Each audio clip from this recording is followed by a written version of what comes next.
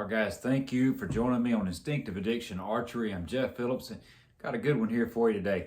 Okay, this one is by request. Now, anytime somebody requests a video to be done on a certain thing, I try my best to, to work it in and do it. And it's really funny how things work out sometimes. I had, right after I shot the video on the Go Tip airstrikes, building that super heavy 25% FOC killer arrow set up for my longbow, which is these actually. I've got them done. And after I completed that video, I got a message requesting me to do a video on an aluminum arrow build. Okay.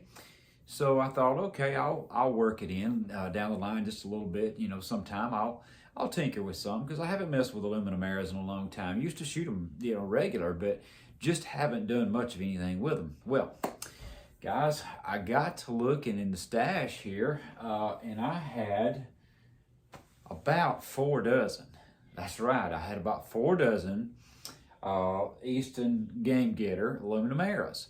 And I thought, well, I just wonder if I've got any that'll really work out of my bows, because I just had a variety of ones that that we had in the shop, and I was selling them and whatnot. And so I got to looking, and I had 2 dozen 2117s. Now, guys, a 2117 in an aluminum arrow is a 400.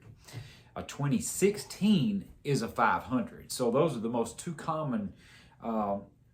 common two sizes that you would really look into to shooting out of a traditional bow, okay? Because most guys are shooting 45-pound-ish bows, which is going to be your 2016s, okay? Bows that are from, say, 48 to 52 to 55 pounds even, the 2117s, which is a 400, work really good. Okay, so I thought, all right, what can I do to build a heavy FOC, not overdoing it because we're dealing with fairly heavy shafts themselves? What would be the perfect blend to build a killer, real killer, old school aluminum arrow combination that really flew a broadhead well and hit extremely hard? Okay, so I pulled out a 2117 and I went to work, guys. I'll show you what I got, and this is what I come up with. Super cool, by the way. All right, so the shaft alone, if you take just a shaft, and I went ahead and cut these my length.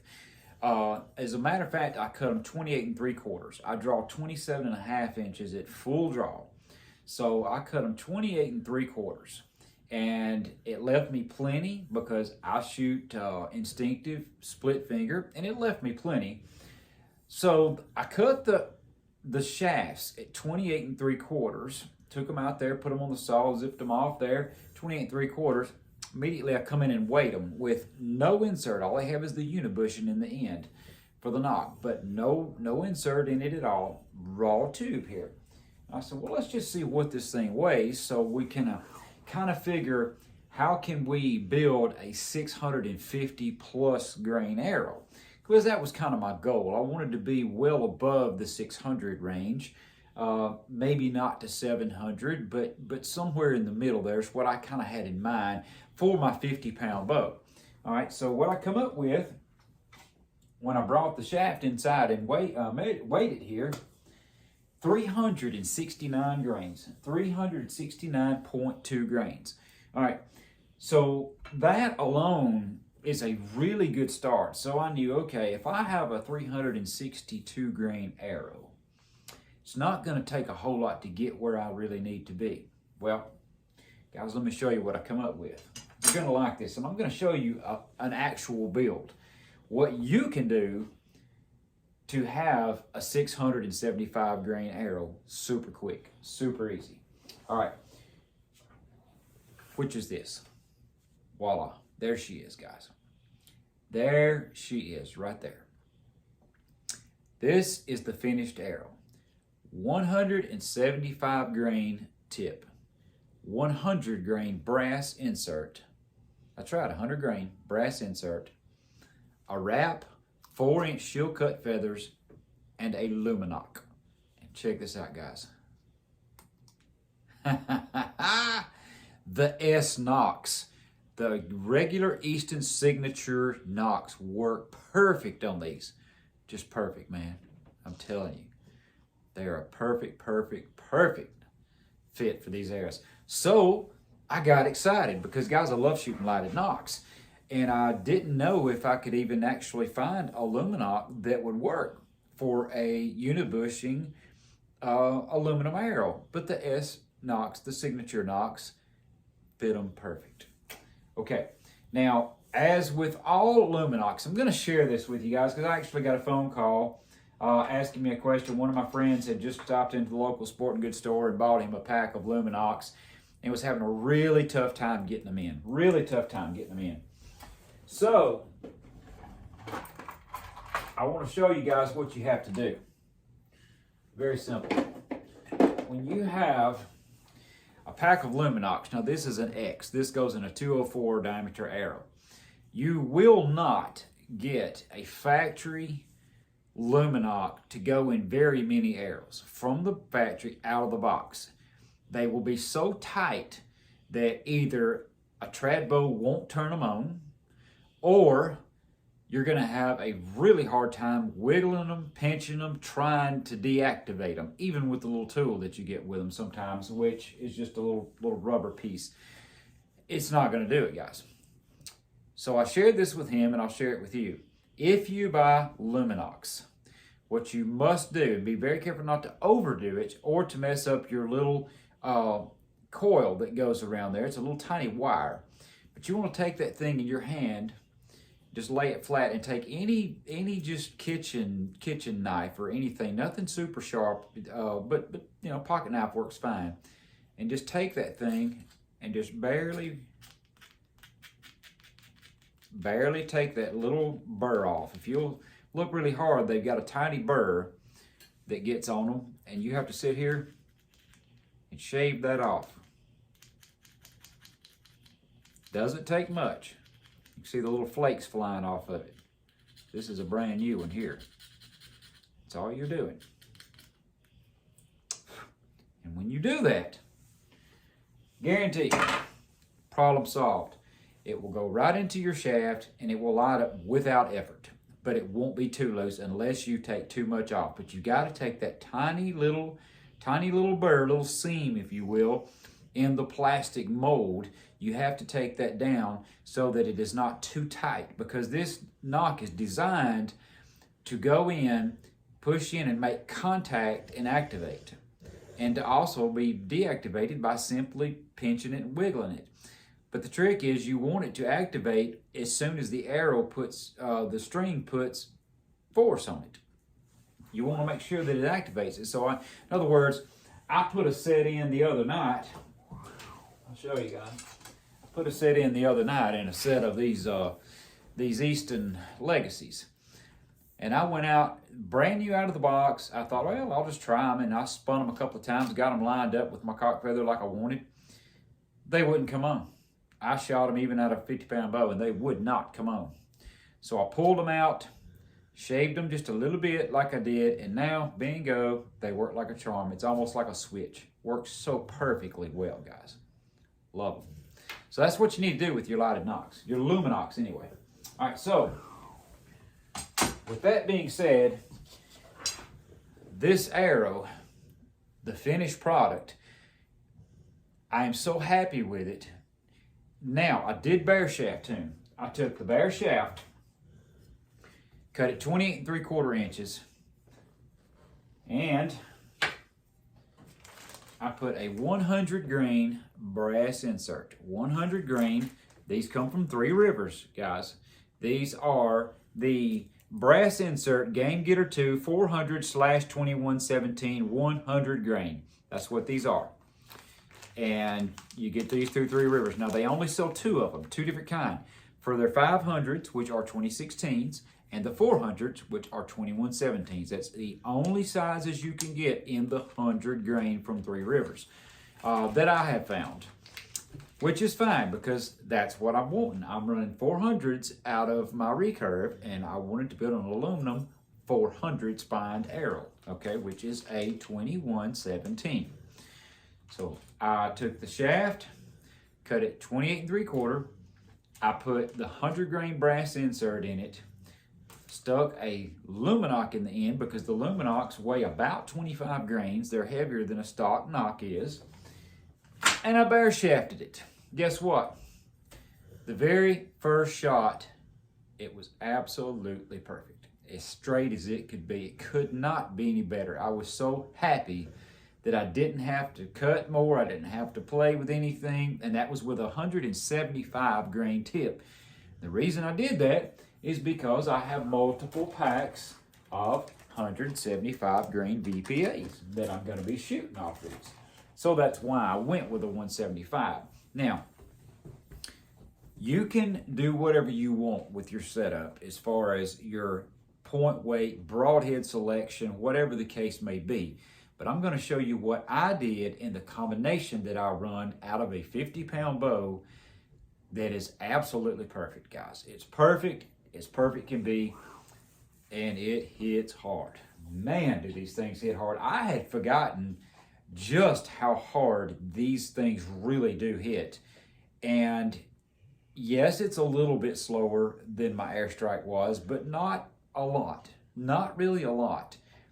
But I'll tell you guys, from shooting in the target, they really drive it. They really drive that broadhead in deep. So I'm really happy with them. And the flight is just incredible. Super accurate. So, bare shaft tuned it, shot it, I was happy. Then it was time to fletch, which I did. I fletched the arrow. When I had a finished arrow, I waited to see, okay, where am I really at with a 362 grain shaft, 100 grain brass insert, 175 on the end, a wrap, 3 fletchings, and a luminock. Where am I at on weight? Glad you asked, because I'm going to show you.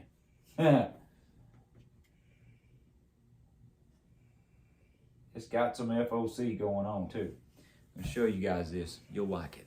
Check that. I can't lift the scales up because they'll move on me, but check that out. 675 grains. 675. So that's what we wanted. 675 was the actual choice. That was my target. That's right in the middle. I said 650 to 700 is where I wanted to be. I landed on 675. So I was super happy with my overall arrow weight because I knew that it would be a pile driver. That's what I wanted. So let me show you guys exactly how I did this. And the first thing I do is I cut my shaft to length. Then I put a nock in the end of it. And this is a stock nock. I've got lighted nocks, and that's what I'm going to be shooting, but I've got a stock nock in this particular set here just to fletch them up. And I wrapped them, which I use a mouse pad. I've got a mouse pad here. I peel the wrap off, lay it upside down, lay it carefully on there, and just press and roll, iron it out. That's it. Super easy. It's like putting a sticker on. Wraps are easy, and the reason I run wraps is not just a visual, because it really gives you a good visual for your arrow, and they look cool. But the Gorilla Super Glue, as with all super glues, have an incredible bond to these wraps. In other words, when you glue a feather on to these wraps, it is an instant, we're talking a couple of seconds, it's ready to unclamp and flip and go to the next one. There's no waiting. And the bond is so strong, you literally will never have a feather come loose. It's not gonna happen. Whereas if you try to clean and sand the aluminum, it's very possible that you can have one come loose because it's just so hard to get a bond with this stuff. Same thing with the carbon. Depends on what kind of coating it's got on it and all that. So I love the wraps, guys, because the wraps get a bond that will not turn loose. So you just don't have an issue with your feathers coming loose. And I always, once I'm done, and I'll show you guys how I do this, I don't worry about the backs. But once I have got an arrow fletched, completely fletched and done, the next thing and last thing that I'm going to do is put a drop. I'm going to take, I use the Platinum, but this is the old Fletch-Tite, the Fletch-Tite glue. I take and put one drop, just pull the tip off, and I take and put one drop on each of the quill ends, the sharp ends of the quill. And the reason I do that is because it forms a ramp. When these things dry, it is a hard ramp. There is no sharp edge to catch your fingers, to catch rest material. There's none of that. It doesn't exist. It just forms a super good ramp. Plus, it ensures that the feather cannot possibly be ripped loose, which it's not going to anyway with that super glue. But it forms a ramp that makes a real good transition that can't be beat, guys. Because a lot of times, you know, self-bow shooters, guys that shoot bows a lot like mine, that the arrow rides really close to your finger. You know, if you have a sharp quill on the end of that thing, it can cut into your finger. I mean, it can. So I do this as a measure where I have no edges, no sharp anything. It's just a smooth transition with that. So that's what I use, guys, on that part. So you take and cut your shafts, you wrap them. Then it's time to fletch. And I'm going to show you how quick you can actually fletch with the cheaper boning. Now, if you want to use a Bitzenberger, great and fine if you want to spend the money. But if you're on a budget and you want to use the boning, they work wonderful, guys. I mean, if you're not fletching 10 dozen arrows a day, they work fine. I screw mine to a board here, and I've had this set for, oh gosh, I don't know how long I've had this set for. It's incredible. And I can do 3 arrows at a time, like really, really fast. But it works incredibly well. And I'll show you guys just how quick that you can do it. They have a magnetic clamp. You have a little line indicator on there, which is your starting point. You want to make sure that that little line's there, so because it has 1, 2, 3 clicks, and you're on your third. It's right back. Super easy, guys.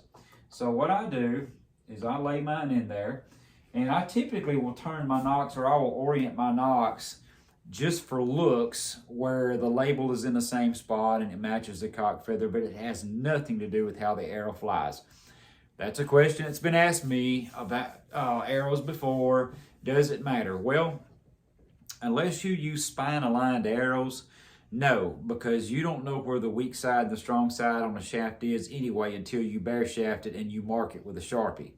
So typically on carbon arrows, I will find out where that weak and strong side is if it's my own personal arrows that I want to spend the time to figure that out. In other words, you can nock tune an arrow by simply flipping the arrow 180 degrees while it's on your string. You can shoot it, see how it hits, if it hits where it's supposed to, if it's off a little bit, and if you turn it a half a turn on your string and it hits dead on, or better or worse, you know where the strong and weak side is that's affecting the paradox of the arrow. Once you have determined that, you can take a little Sharpie and make a mark and say, okay, this is going to be my strong side. I'm going to put it to the outside, or vice versa. That's a whole nother video and a whole nother time nock tuning in itself. But it's unnecessary out of 99% of traditional bows and setups, because it just doesn't make that much difference. The feathers are going to correct most of the time. As soon as that arrow leaves the bow, the feathers are going to correct it, and especially if it is bare shaft tuned, you're fine. You don't have to worry about all that. It's good. So, down to the fletching. If you have a boning fletching jig like this, literally all you do is you pick your odd feather, your cock feather, and you put it in the clamp. I've got little marks on mine where I line up the very back of it here. I line it up, and I don't put it completely all the way against it, and I just make sure that I've got a little bit sticking out, because you don't want to get it all the way against it. You got to leave yourself a little bit to have a little push room, but you want to make sure that it's flat. When you've got it in the clamp, make sure that it's flat, not wavy. Just make sure it's flat. That's all you got to do. So you do that. You take your glue. And these are super easy, guys. I'll show you how quick we can fletch one of these up. All right. So And all I'm doing is putting a little bead here.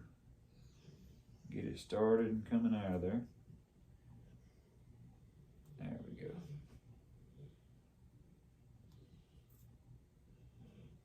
There's not much glue in this bottle. I'm gonna have to open up another one very soon. It took it just a minute to actually get the flow in there. Good deal. Get my glasses where I can see how much I got.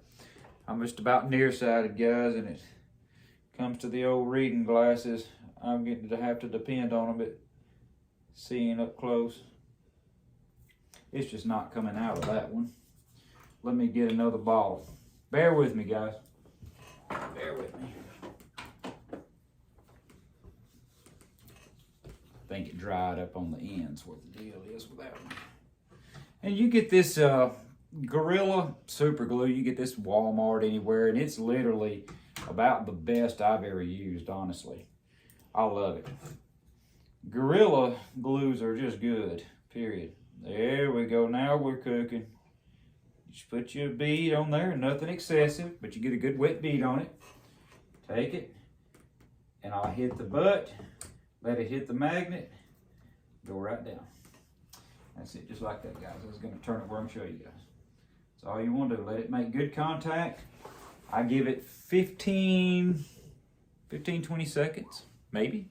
Not long at all. And it'll be ready to flip, okay?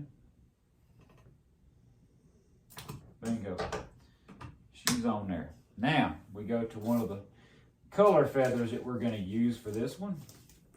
The hen feathers, if you will. We're gonna do the gray barred. I like gray barred. I like a little barred feather on an arrow. They just look cool. Gives it a traditional look. There again, I'm just lining it up. Getting it relatively flat. Put a bead of glue on it.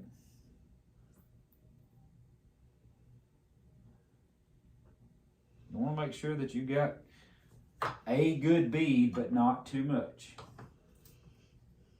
Because you just don't want to get messy. And if it gets a little excess, you can just wipe it off. There we go. It doesn't take just a couple of seconds and you'll be ready for the next one. I love a heavy arrow. I love a heavy arrow. I've shared many videos. I've built carbon arrows in the 700 grain range. They're just devastating. And it's a lot harder to get 700 grains out of an arrow that will actually spine for the weight bows that I shoot versus doing aluminum, because we have somewhere around 10.5 grains per inch on these things as it is. So they work extremely well. All right, guys, we got us a super bond there. Pop this other one in. Show you guys how we do it. All right.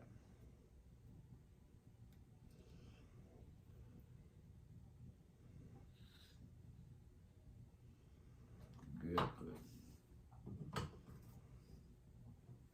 Just like that. I love tinkering with arrows. I love it. Then we're going to do the insert here in just a second. So we're going to have a fletched arrow ready for the insert. We'll do that, and we're going to have a finished arrow really, really fast. There we go. All right. That part is done. So we'll slide this back over here. My sharpeners.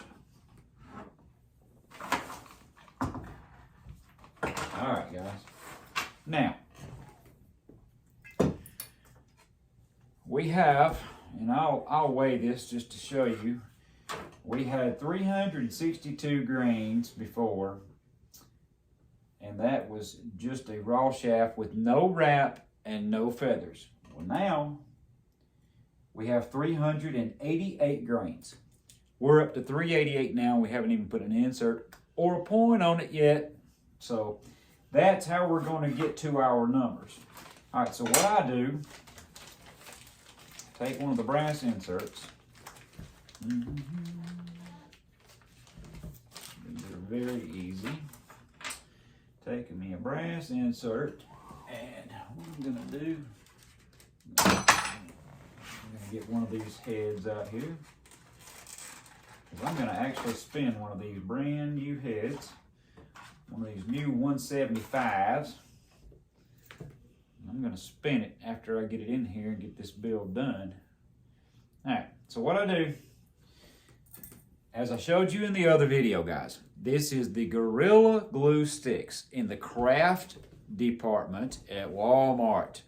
They're wonderful, best glue I've ever used. Ultra, ultra strong.